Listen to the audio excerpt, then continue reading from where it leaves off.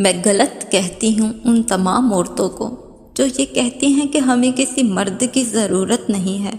مرد نا بڑی پیاری چیز ہے، اس کی ایک سنو نا تو وہ ہماری 6 سنتا ہے، اور وہ ایک اس لیے مت سنو کہ وہ ہماری 6 سنے گا۔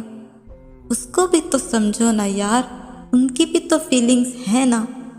کبھی مرد کی مردانگی کا پردہ ہٹا کر دیکھنا، تھام لینا ان کا ہاتھ، حال چال پوچھنا کہ کیسے ہو تم، کھانا کھایا ہے کہ نہیں، کیونکہ مرد کی سخت شکل کے پیچھے نا ایک معصوم سا بچہ ہوتا ہے۔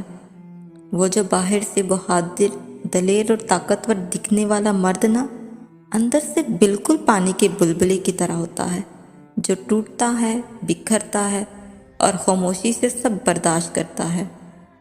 مرد بڑی پیاری چیز ہے، اس کو بھی تو سمجھو نا یار۔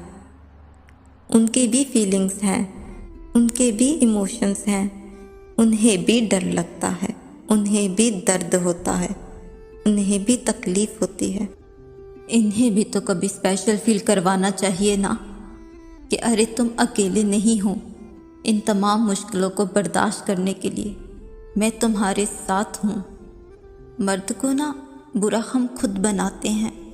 بچپن سے انہیں کہا جاتا ہے رونا نہیں ہے، تم مرد ہو۔ مرد کو سخت ہم خود بناتے ہیں، اور پھر وہ سخت بڑا ہو جاتا ہے، اور پھر اس کے اندر ایک انا ہوتی ہے، اور وہ انا ماں باپ کی دی ہوئی ہوتی ہے، کیونکہ بچے تو ماں باپ کا عکس ہوتے ہیں۔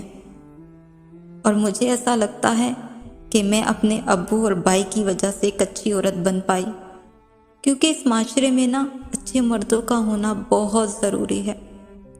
مرد نا بڑی پیاری چیز ہے، انہیں بھی تو سمجھو نا یار۔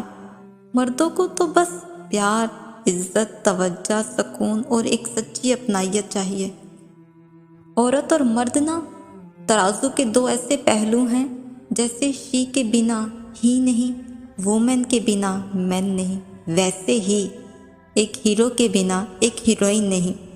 اور میں اپنے ان تمام پیاروں کو، اپنے ابو کو، اپنے بھائی کو اور اپنے ڈیئرسٹ ہسبینڈ کو یہی کہنا چاہوں گی کہ آپ میری زندگی کے بہت اسپیشل اور امپورٹنٹ پرسن ہو۔ آپ کے بغیر یہ سنا کچھ نہیں۔